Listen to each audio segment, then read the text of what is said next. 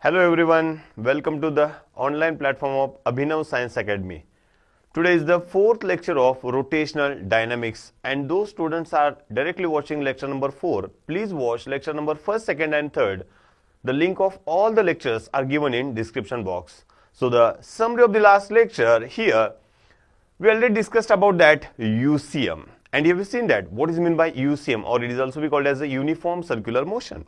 So have you seen that what is meant by uniform circular motion? The motion of a body along the circumference of circle with constant speed. Clear?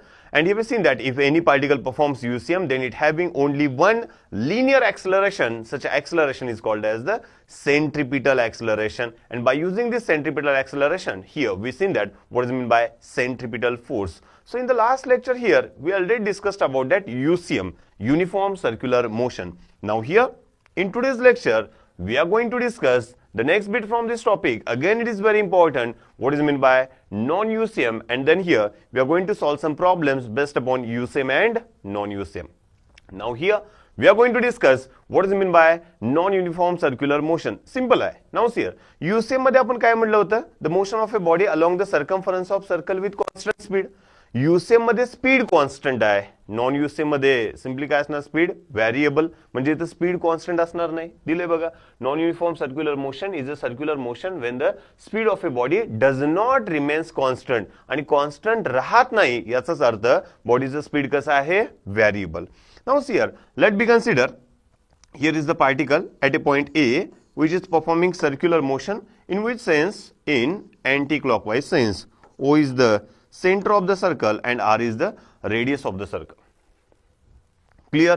Now see here, at a point A, now the direction of linear velocity, जर मी A point ला linear velocity represent केली तर ती कशी असेल रे? Tangential to that circle. So this is the direction of linear velocity at a point A. And what is the formula for linear velocity? V is always equals to R omega, where R is the radius and omega is the angular velocity at a point A. Let be consider particle moves from point A to point B. Particle A पासून B point ला पोहोचला. B ला let be consider R is the radius of that circle. इथं असणारी linear velocity कशी असेल रे?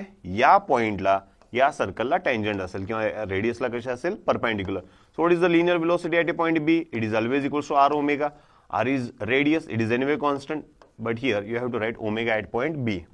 आता speed constant नाही म्हणजेच काय कॉन्स्टंट नाही? ओमेगा, कारण रेडियसचं सर्कलमध्ये चेंज होणार नाही, म्हणजे चेंज कोणाला व्हावं लागेल? Omega. So when any particle perform circular motion, then it having two velocities. First one is the angular velocity and second one is the linear velocity. But in non UCM, omega is not remains constant. Hence the speed of a particle changes. बघा, A ला linear velocity आहे R into omega at point A, B ला velocity आहे R into omega at point B, म्हणजे दोन्ही पॉइंटला पार्टिकलची velocity different आहे. आणि जर एखादा particle non uniform circular motion perform करत असेल तर त्याच्याकडे दोन लिनियर ऍक्सलरेशन असतात. पुन्हा एकदा सांगतोय, एखादा पार्टिकल जर non uniform circular motion perform करत असेल तर त्याच्याकडे दोन लिनियर ऍक्सलरेशन असतात. ते कोणते कोणते आहेत? पहिलं, सर्कलमध्ये फिरायचं आहे तर सेंट्रिपिटल पाहिजेच, which is mandatory. Without centripetal acceleration, circular motion is not possible. म्हणजे इथं centripetal acceleration तर असणार आहे. At the same time, it having another one acceleration. Such acceleration is called as the tangential acceleration, which is always tangent to that circle or perpendicular to radius, or simply in the direction of velocity. ज्या direction मध्ये velocity आहे त्या direction मध्ये काय असेल रे ते? acceleration. So let me consider here, particle is performing non-uniform circular motion, then it having how many acceleration?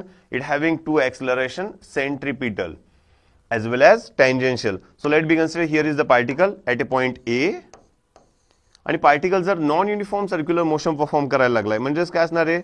Omega is not constant here. Then here this particle having two acceleration. First one is the here we can say that centripetal. आता centripetal म्हटलं तर direction काय असणार? along the radius towards the center of the circle, or it is also be called as radial acceleration. And second one is the tangential acceleration, which is always tangent to that circle or perpendicular to radius. Good.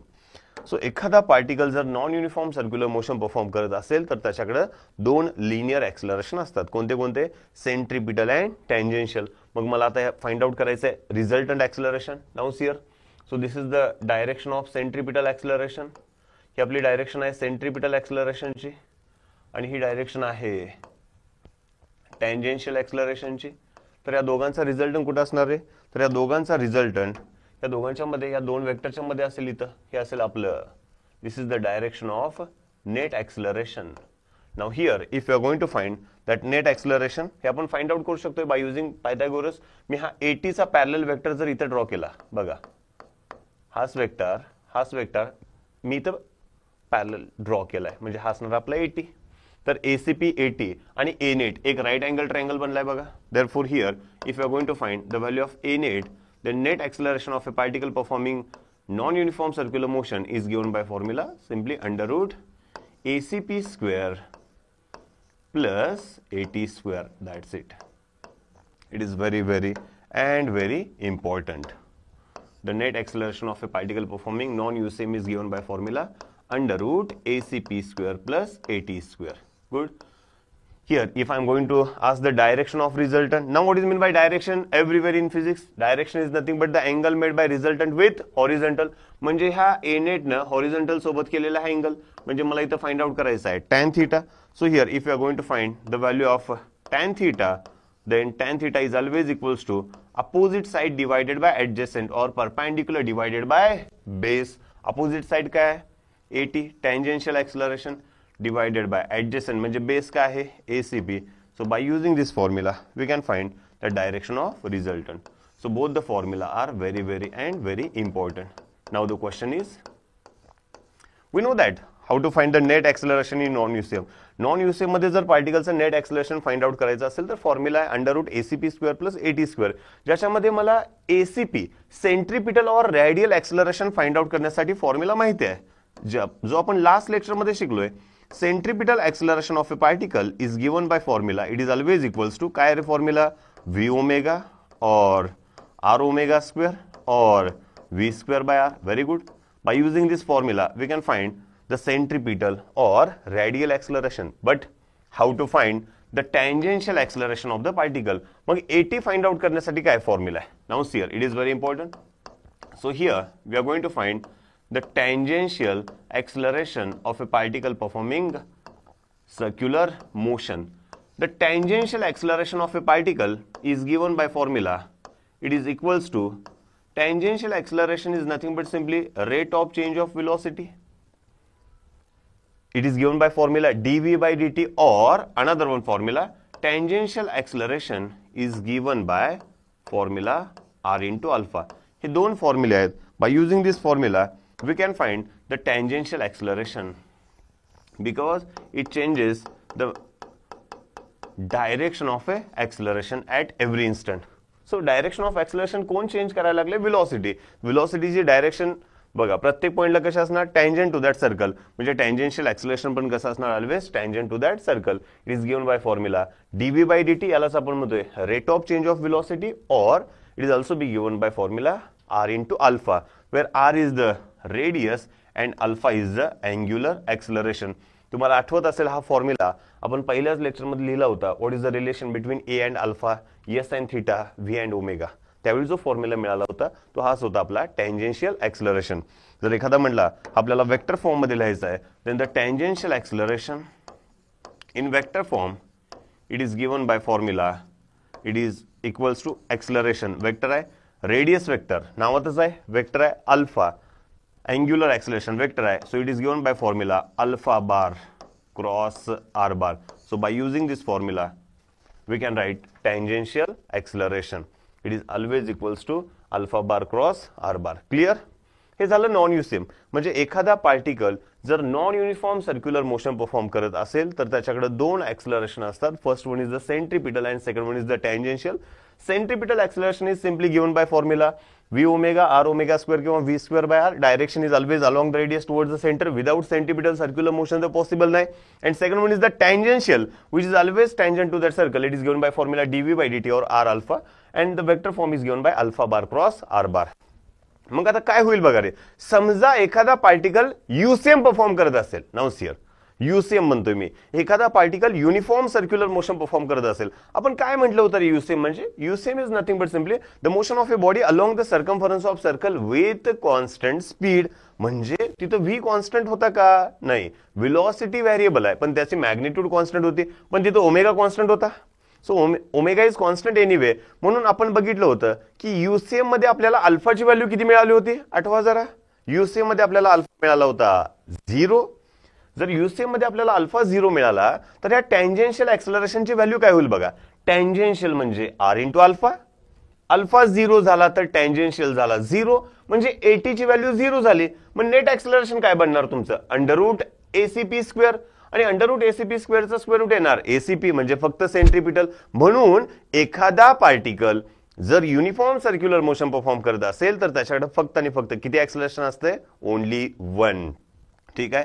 So just remember, in UCM uniform circular motion alpha is always equals to 0, therefore tangential acceleration is always equals to 0. Clear. म्हणजे याच्याकडे फक्त आणि फक्त कोणता acceleration असतंय, centripetal. पण एखादा particle जर non uniform circular motion perform करत असेल तर त्याच्याकडे किती ऍक्सलरेशन असतील रे, 2. हे दोन्ही ऍक्सलरेशन एकमेकाला कशा असतील, परपॅन्डिक्युलर, सेंट्रिपिटल ऍज वेल ॲज टँजेन्शियल. या दोघांच्या मध्ये अँगल किती आहे, 90 degree. Clear. It is very very and very important. तुम्हाला हे फाइंड आउट करता आलं पाहिजे. याच्यामध्ये मी एखाद्याला विचारलं what is the angle between net acceleration of a particle performing non uniform circular motion and angular velocity. आता या केसमध्ये मला ए नेट आणि ओमेगा मध्ये अँगल सांगा.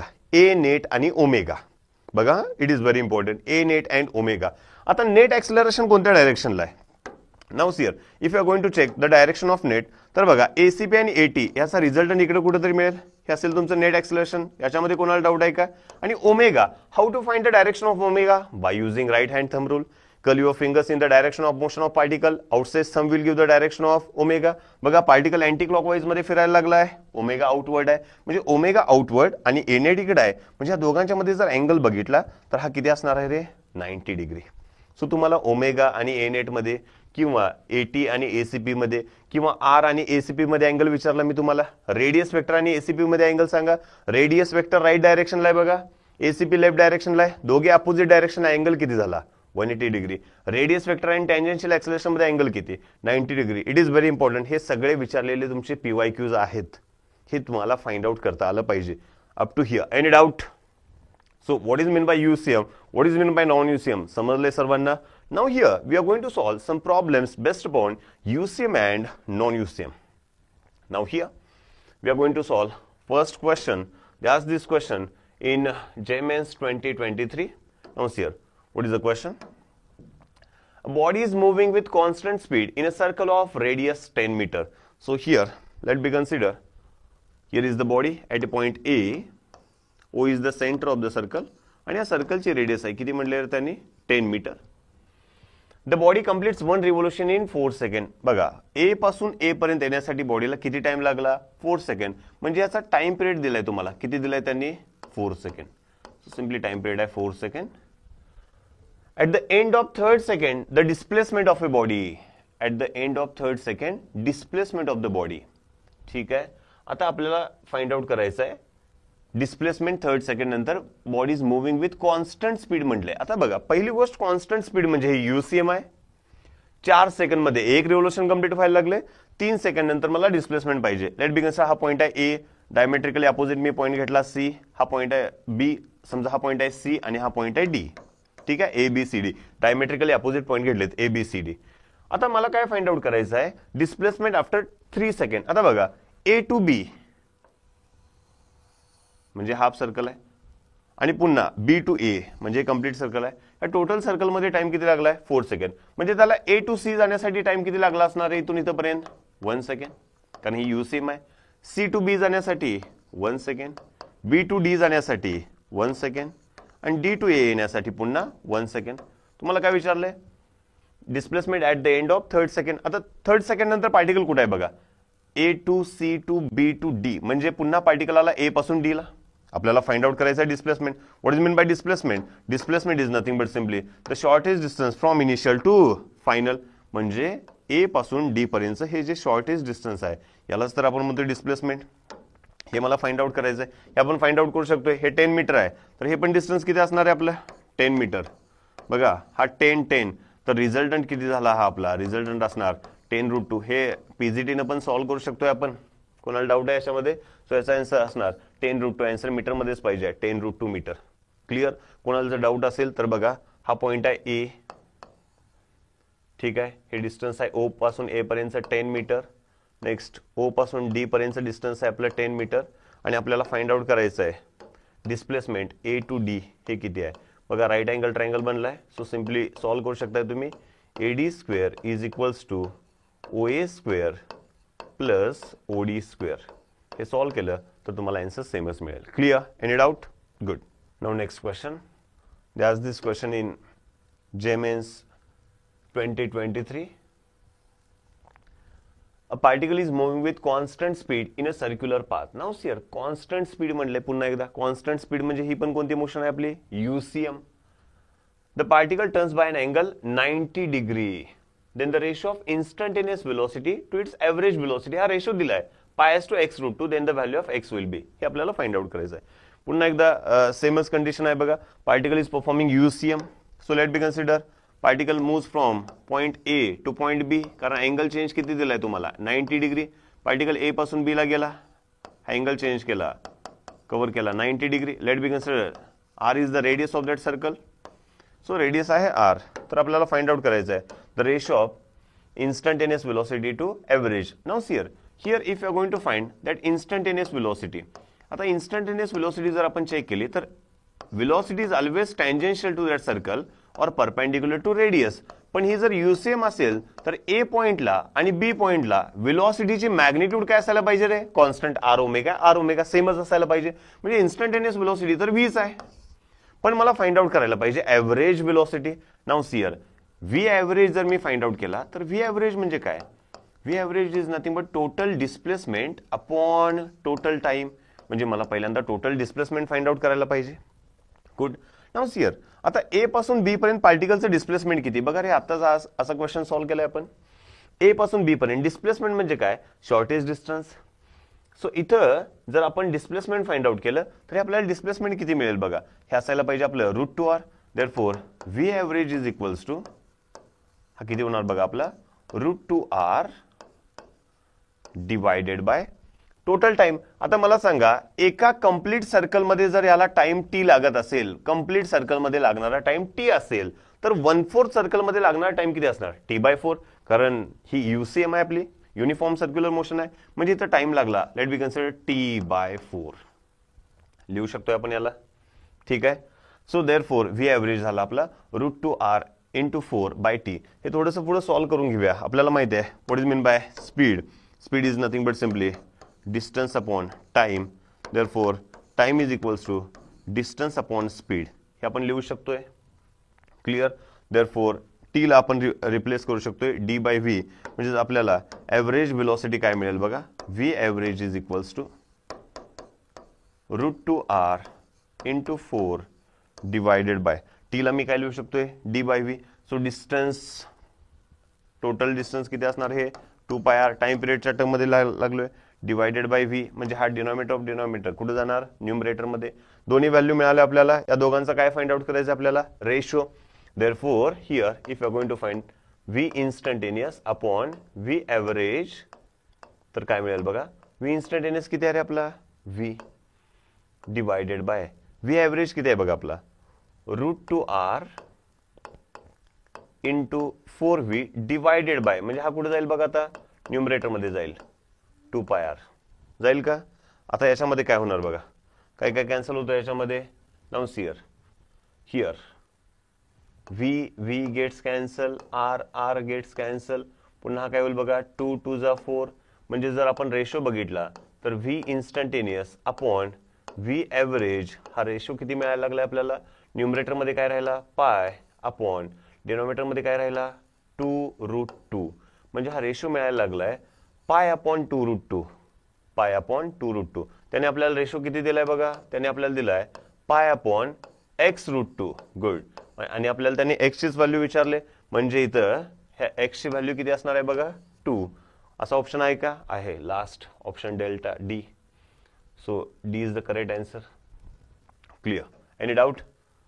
Okay, good. Now here next question.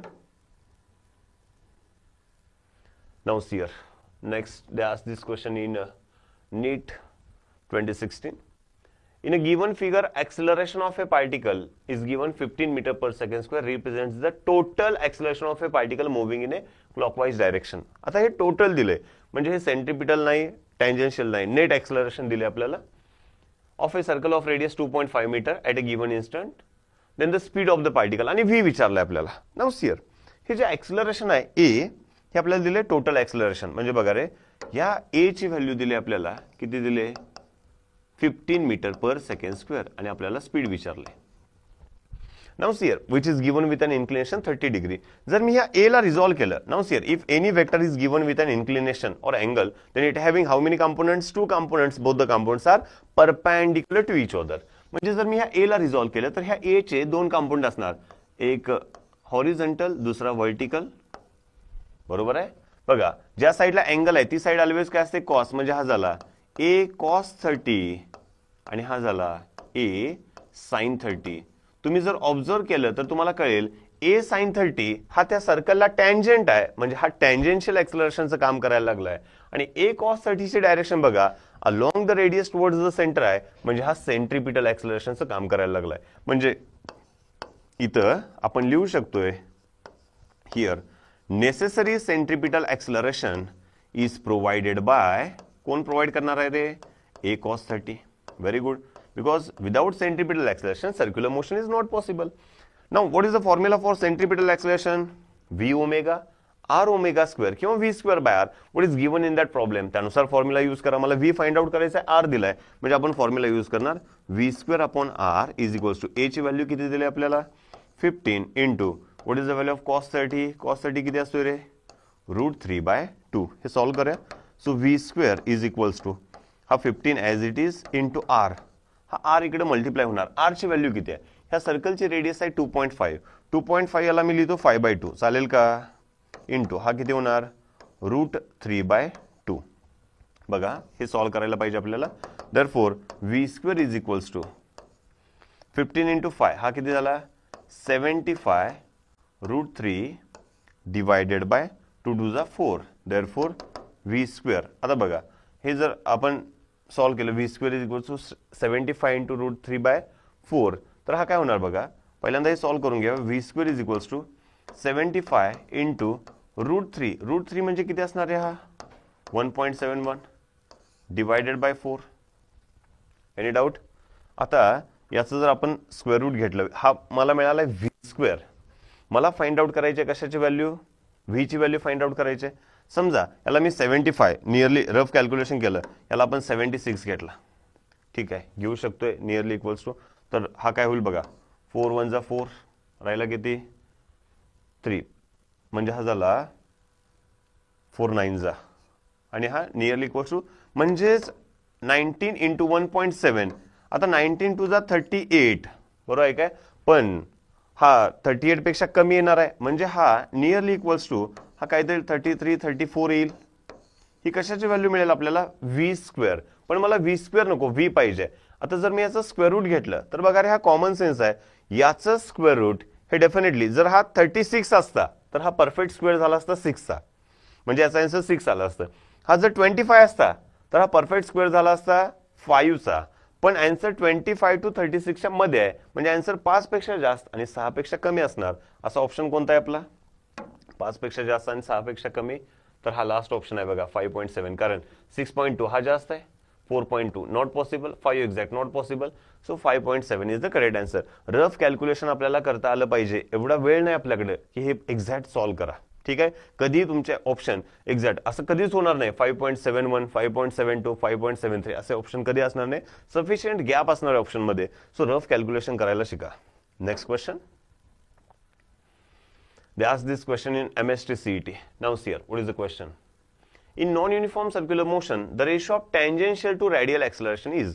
Particle is performing non-use same. आता आपल्याला माहिती आहे if any particle perform non-use same, then it having how many acceleration? 2 acceleration. First one is the centripetal and second one is the tangential. आपल्याला find out करायचा आहे ratio of tangential to radial. Now see here, what is the formula for tangential acceleration? It is given by formula r alpha or dv by dt, and radial, or it is also be called as the centripetal acceleration. It is given by formula v omega r omega square किंवा v square by r.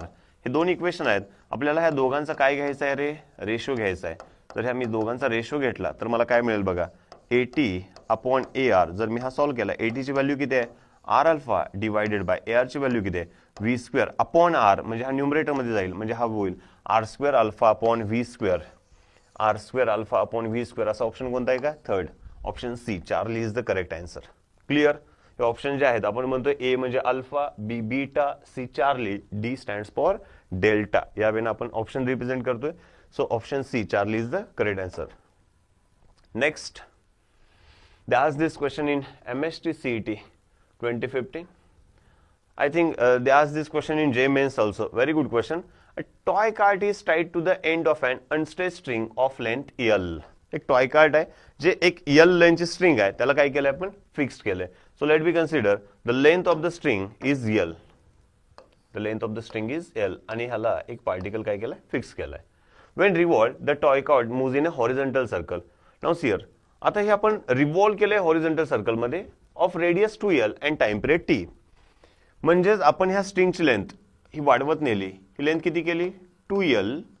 आणि याला आपण revolve केलं त्यावेळी याला एक revolution complete करण्यासाठी time लागला. Let be consider T. If it is speeded until it moves in a horizontal circle of radius 3L. आता याला आपण मूव्ह करत ठेवलं आणि या सर्कलची रेडियस किती केली? 3L. And with time period T1. आता याला एक रिव्होल्यूशन कंप्लीट करण्यासाठी टाइम किती लागलाय? T1. Then the relation between T and T1 is. T आणि T1 मध्ये आपल्याला रिलेशन फाइंड आउट करायचं आहे. Hooke's law is obeyed. हे दिले आपल्याला. क्वेश्चन सॉल्व करूया. नाउ सी हियर, पहिली गोष्ट, toy cart is revolved in a horizontal circle. ह्याला आपण असं फिरवायला लागलोय. पार्टिकल कोणती मोशन परफॉर्म करायला लागलाय? Circular motion. जर पार्टिकल सर्क्युलर मोशन परफॉर्म करायला लागलाय तर आपल्याला कशाची गरज आहे? Centripetal force. Without centripetal force circular motion is not possible. म्हणजे इथं सेंट्रिपिटल फोर्स असणार. So centripetal force is given by formula mv omega mr omega square किंवा mv square by r. What is given? Mass दिलंय, r दिलंय आणि time period. म्हणजे ओमेगाला मी in terms of time period लिहू शकतोय, म्हणून मी फॉर्म्युला वापरणार mr ओमेगा स्क्वेअर. हे तर क्लिअर आहे. So F is equals to mr omega square. आणि म्हटले हुक्स लॉ इज ओबेड. आता काय रे? F is equals to k delta x. हे तुम्ही शिकला असाल NLM मध्ये. यालाच आपण म्हणतोय Hooke's law. Force is equals to k is anyway constant into delta x is the change in length. Now by using this here we are going to solve this problem. Now see here, in first case, आता case first मध्ये काय झालंय बघा, त्या सर्कलची radius किती झाले? 2L आणि time period किती आहे? T. सो फर्स्ट केस मध्ये त्याच्यावरती ऍक्ट होणारा फोर्स किती असणार बघा? It should be equals to mr omega square. So first case मध्ये F किती असणार? F ला मी k डेल्टा x लिहू शकतोय. म्हणजे हा झाला k इंटू डेल्टा x. आणि डेल्टा x काय होणार बघा? Delta in physics delta is nothing but change, and change is nothing but always final minus initial. So final length 2L, initial length L. म्हणजे चेंज किती झाला? 2L minus L.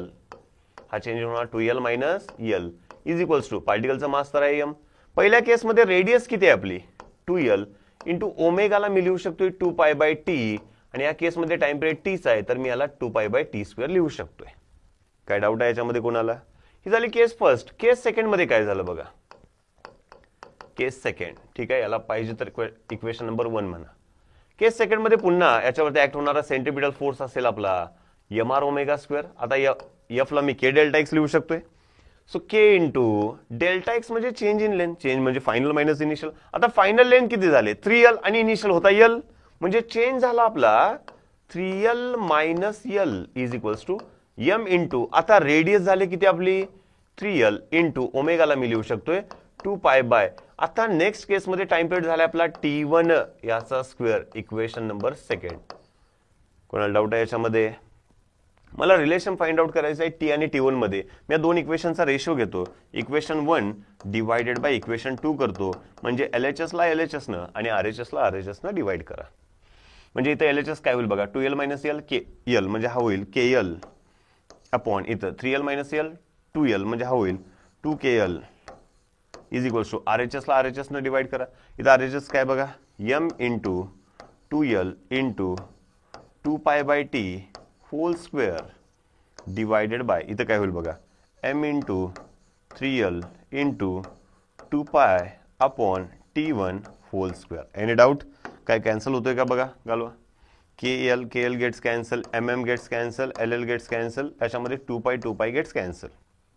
म्हणजे इकडे काय राहील बघा, लेफ्ट साइडला राहील 1/2 इज इक्वल्स टू, हे सॉल्व करून घ्या, 1/2 इज इक्वल्स टू इकडे काय राहिलं बघा 2/3 इंटू, आता हा बघा 1/t चा स्क्वेअर अपॉन 1/t1 चा स्क्वेअर, म्हणजे हा रिव्हर्स मल्टिप्लाय होईल, म्हणजे हा होईल t1/t होल स्क्वेअर. समजते सर्वांना? हा 3 इकडे जाईल, 2 डिनॉमिनेटर मध्ये येईल, म्हणजे हा होईल 3/4, म्हणजे मिळेल t1/t whole square is equals to 3/4. Therefore square root घेतलं तर t1/t काय मिळेल मला, √3/4 चा स्क्वेअर रूट किती 2, आणि हा t पलीकडे गेल्यानंतर मल्टिप्लाय होईल, म्हणजे t1 मला मिळेल √3/2 times of t, √3/2 times of t. Last delta, option D is the correct answer. Next question, any doubt? ठीक आहे. सो बघा आपण फोर्स, सेंट्रिपिटल फोर्स आणि एफ ला आपण रिप्लेस केला, k delta x, delta is the change, change is nothing but final minus initial value. Put करा, proceed करा. Next question. Now sir, what is given? They ask this question in AIPMT. Two stones of masses m and 2m are whirled in a horizontal circle. पुन्हा एकदा same केस आहे. Horizontal circle मध्ये दोन stone, दोघांचे masses वेगळे आहेत, m and 2m are whirled in a horizontal circle.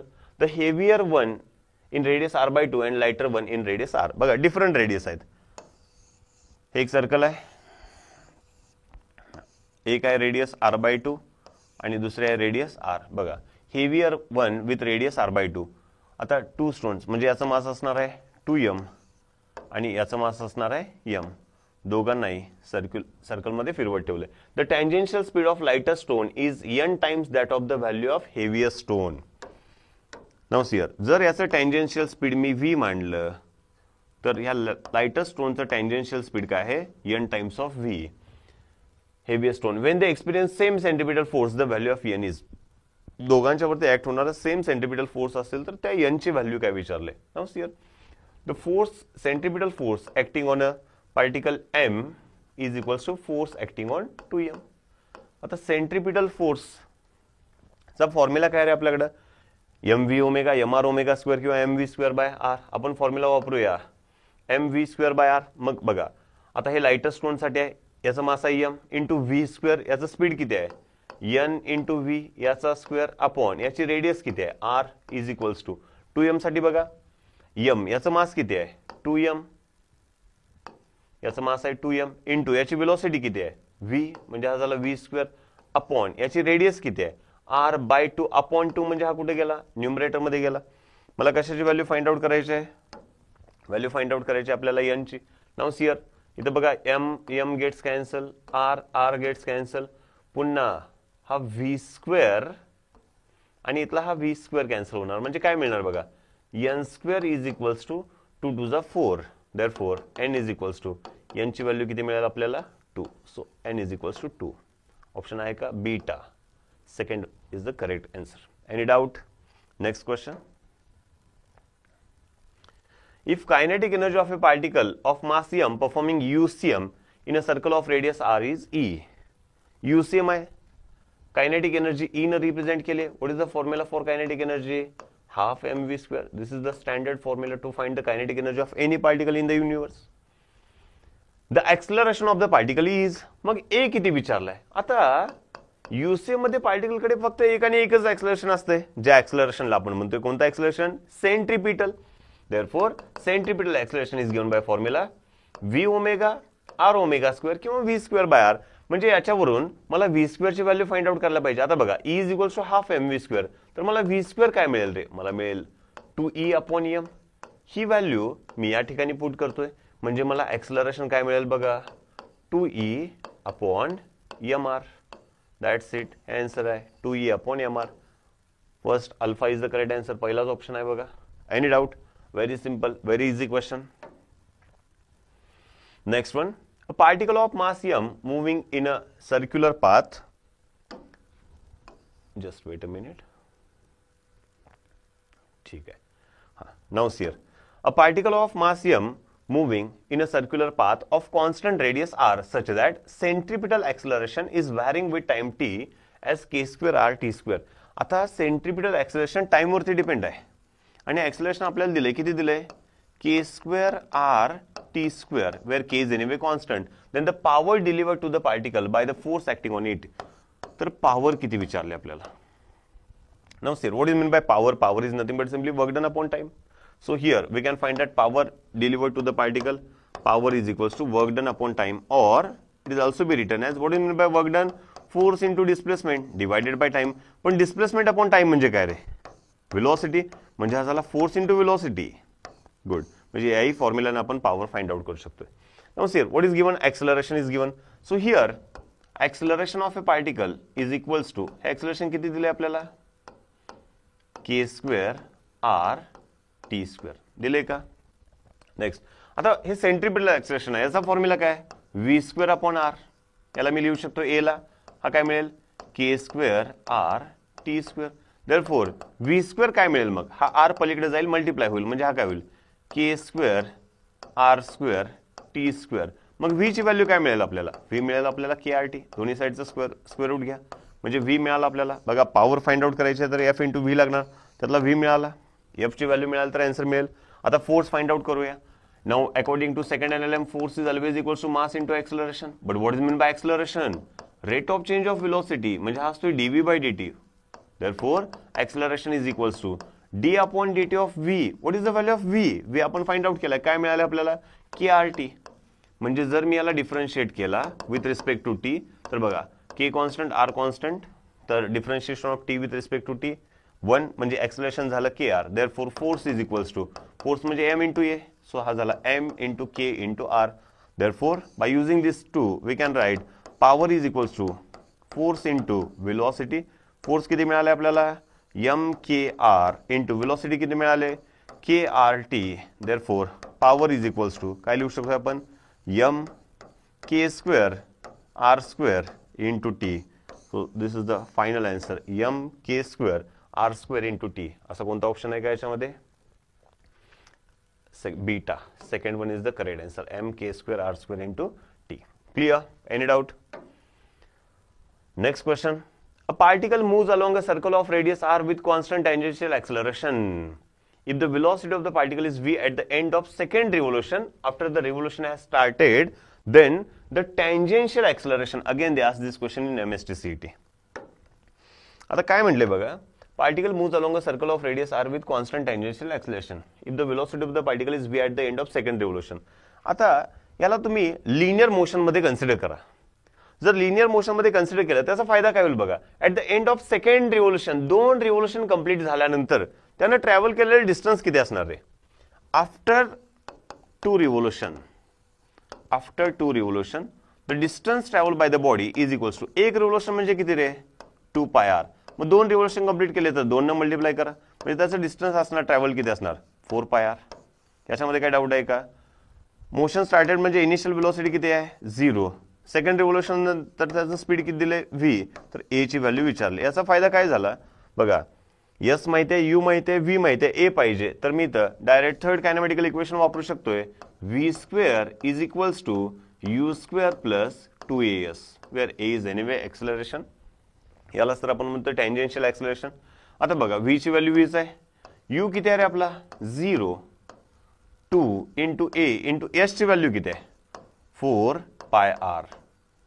मग मला a ची व्हॅल्यू पाहिजे, हा सगळा इकडे डिनॉमिनेटर मध्ये पाठवा, म्हणजे काय होणार बघा, v square upon 8πr. So acceleration is equals to v square upon 8πr. असं ऑप्शन आहे का? Alpha. First one is the correct answer. Any doubt? Very easy question. They asked this question in MST/CET. Next one, the speed of particle moving in a circle of radius r is equals to 4 meter varies with time. आता speed time वरती depend आहे, म्हणजेच ही motion UCM नाही, ही कोणती आहे? Non UCM. where t is in second and v is in meter per second. Find the net acceleration. Good. याच्यामध्ये already मेन्शनच केले. Net acceleration म्हणजे हे तर क्लिअर व्हायला लागले की नॉन UCM आहे, दोन्ही फाइंड आउट करायला पाहिजेत. नाउ सियर, आता नेट फाइंड आउट करते वेळी मला ACP माहिती पाहिजे, AT माहिती पाहिजे, तरच आपल्याला नेट मिळणार आहे. सो ACP AT हे दोन्ही फाइंड आउट करणं गरजेचं आहे. नाउ सी हियर, आता AT tangential acceleration is nothing but rate of change of velocity और आर अल्फा, पण इथं v दिलाय म्हणजे टँजेन्शियल एक्सेलरेशन साठी आपण dv/dt वापरू शकतोय. Therefore tangential acceleration is equals to d/dt of v, आणि v ची व्हॅल्यू काय दिली त्याने आपल्याला t square. What is the differentiation of t square with respect to t? 2t. किती टाइमला पाहिजे मला? 2 सेकंडला. t ची व्हॅल्यू 2 पुट केली तर हा झाला 2 × 2, म्हणजे हे आन्सर मिळालं आपल्याला 4 मीटर पर सेकंड स्क्वेअर. हे फायनल आन्सर आहे का आपलं? नाही. तर हे मला काय मिळालं? Tangential acceleration. असंच मला फाइंड आउट करायला पाहिजे. कोणता acceleration? Centripetal. Now centripetal acceleration is given by formula v square by r. Therefore centripetal acceleration is equals to v ची व्हॅल्यू किती आहे? v आपला t स्क्वेअर, म्हणजे v ला मी t स्क्वेअर लिहिला तर याचा स्क्वेअर होणार upon r. Any doubt? Therefore centripetal acceleration is equals to, आता t ची व्हॅल्यू किती आहे? 2 सेकंड. 2 स्क्वेअर 4, 4 स्क्वेअर 16, म्हणजे हा झाला 16 डिवायडेड बाय या सर्कलची रेडियस किती आहे? 4 मीटर. म्हणजे पुन्हा सेंट्रिपिटल एक्सेलरेशन किती मिळालं आपल्याला? 16/4 म्हणजे किती मिळालं रे? 4 मीटर पर सेकंड स्क्वेअर.